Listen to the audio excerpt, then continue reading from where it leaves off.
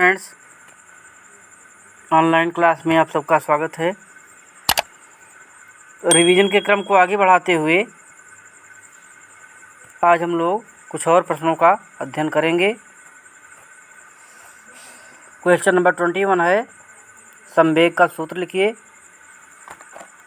और question number 22 है, घर्षण हमारे लिए लाभदायक है या हानिकारक है।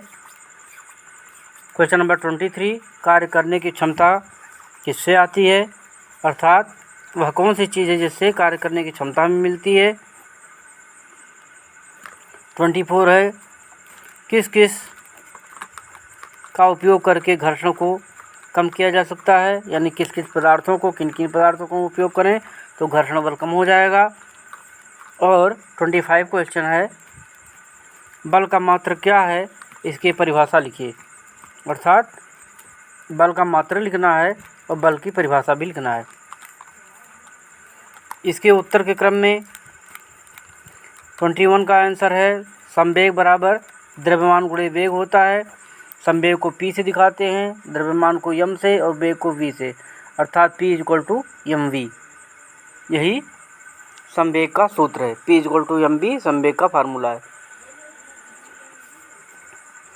आंसर नंबर 22, घर्षण हमारे लिए लाभदायक और हानिकारक दोनों है। इसी के कारण हम लोग पृथ्वी पर गति कर पाते हैं,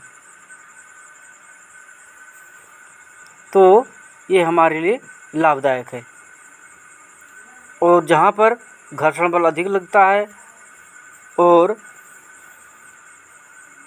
हमारे काम को आसानी से नहीं होने देता है, वह जो है हमारे लिए हानिकारक होता है।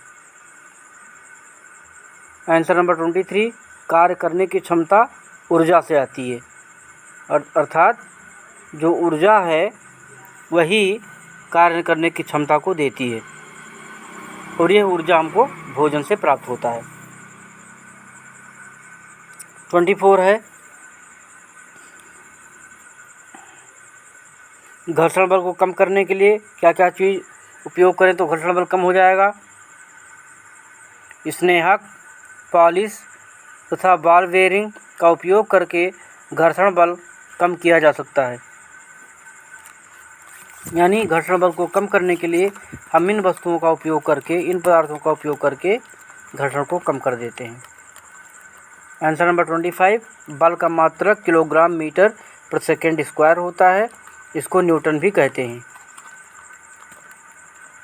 और बल का जो परिभाषा है, बल वह धक्का या खिंचाव है जो किसी वस्तु की अवस्था व आकार को परिवर्तित कर देता है या परिवर्तित करने का प्रयास करता है।